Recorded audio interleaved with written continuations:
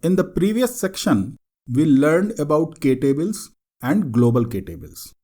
The next logical step is to learn real-time aggregations. In this section, we are going to focus on different techniques for computing aggregates using Kafka Streams API. So, let's start. Computing aggregates in real time over a stream of data is a complex problem to solve. Hence, before I formally introduce you to the aggregation, let's create a simple example to see a few things in action. In the later part of the lecture, I'll formally talk about the aggregation in Kafka Streams. We want to take a problem solution approach, and streaming word count is an excellent example that can help you to understand some additional basics of K-table and aggregation. The requirement is straightforward. We'll create a Kafka topic and use the command line producer to push some text to the topic. Let's assume you created a topic and send the following messages. On the other side, we will create a Kafka Streams application to consume data from the topic in real time. The Streams application should break the text messages into words and count the frequency of unique words. Finally, it should print the outcome to the console. For the above two messages, we expect the results as shown here. The solution to the above requirement is going to be a few lines of code. I already have this starter project with dependencies and scripts included. I also have a class and the main method. Let's start coding. Like any other Kafka Streams application, we start streaming word count by setting up a Java properties object. Same as the other examples, we put application ID config and bootstrap servers config. Then we put the default key value Serdis. Let me also specify a state directory config. And you already know the reason, right? We are going to create a K-table to store the word count. Creating a K-table would internally create a local state store, right? We do not want Kafka to generate the state store at a default location. Hence, we specify a root directory for the RocksDB state store. The next step is to create a stream builder and then create a source K-stream. You are already familiar with this process. We have done similar things in almost every example. Now, we have a source stream.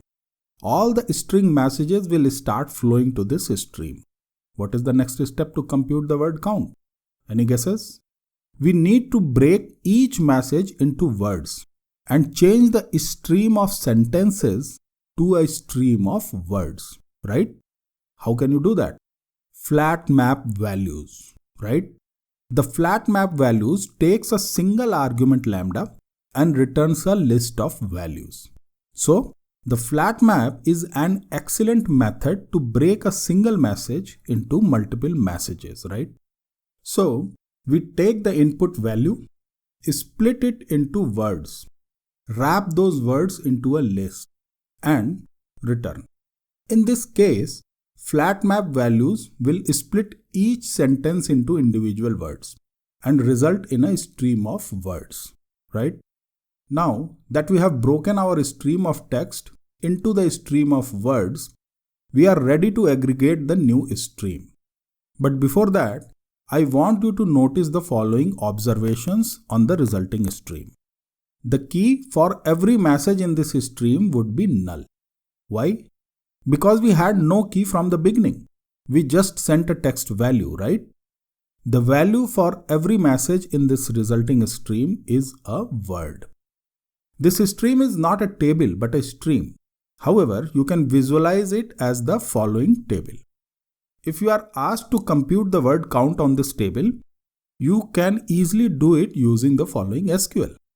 Computing aggregates on a table using SQL looks easy.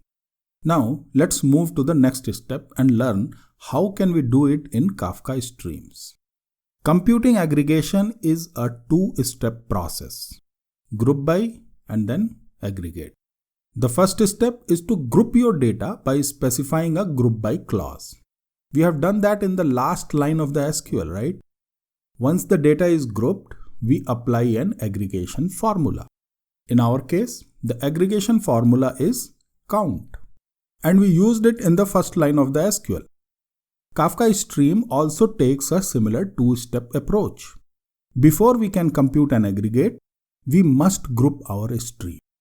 However, there is one limitation. The Kafka streams can be grouped only on a key. If your stream already comes with the desired key, you can simply group your K-stream using the group by key method. The group by key method does not expect any argument and simply performs a group by on the current key. However, in our example, the message key is null, and that's a problem for us.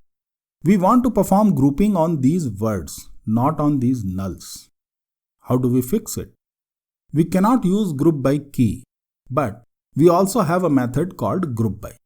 You can use group by method when your stream does not have a key, or you do not want to group on the current key, but you want to change the key for the grouping operation.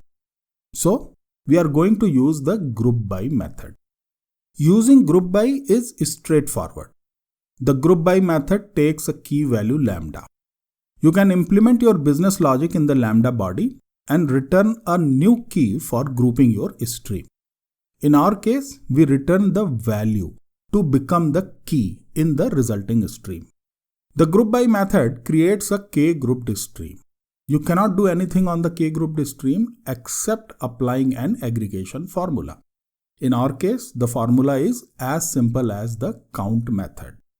If you look at the group by and the count, it is almost the same as what we will do in the SQL. Group by on the words and count it. That's all. We are done. The result of the aggregation formula, such as count, is going to be a k table and persisted in a local state store. You can convert the k table into a k stream and print the values.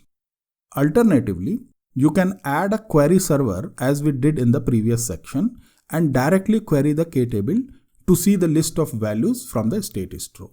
I leave the query server thing on you to take it up as an exercise. Let me finish the example. We create Kafka streams and start it. Finally, we add a shutdown hook. Great, now it's time to run it and observe the results.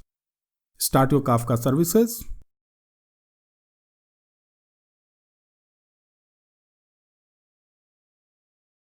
Create a topic.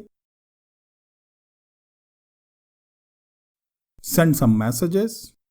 Now start the application. Great, you got the word count. Send some more messages and the application will update the count for existing words as well as insert new words in the state store. That's all that I wanted to cover in this lecture. See you in the next lecture. Keep learning and keep growing.